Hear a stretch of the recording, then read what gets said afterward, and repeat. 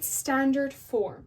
So, example, if I have 3.8 multiplied by 10 raised to the power of 3, and that is all being multiplied by 9.4 multiplied by 10 raised to the power of minus 2.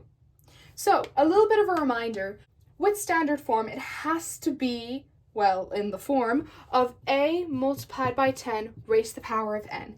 And a is equal to, well, it has the value, a is bigger or equal to 1, but less than 10. So, what we do when we're multiplying with standard form, we take the decimals, so 3.8 and 9.4, and we multiply them.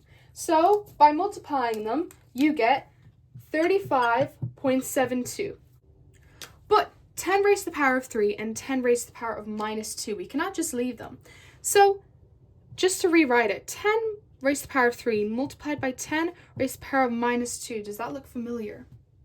Indices. Indices, they get involved when the base number of two numbers are the same and they're being multiplied, you have to add their indices. So, 3 plus minus 2, that gives us 1. So we multiply it by 10 all over 1. But this is not in standard form. Why? Because a is bigger than 10. So we need to take this decimal place and move it once forward. So it's 3.572. But now this changes and I have to add another to the indice because I've moved the decimal place once. Now say for example, if I have to move the decimal place twice, I'm going to have to add twice to whatever is the indice.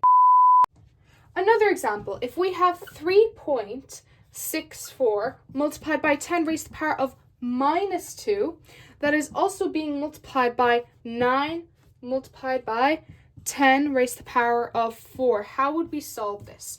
Well, we'll do the same.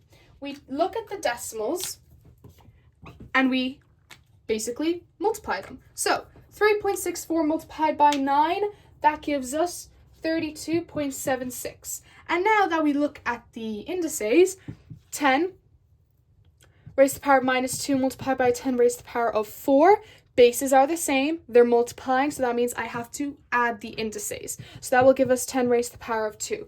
So we simply write that in, but then again, this is not in standard form. Why? Because a needs to be less than 10.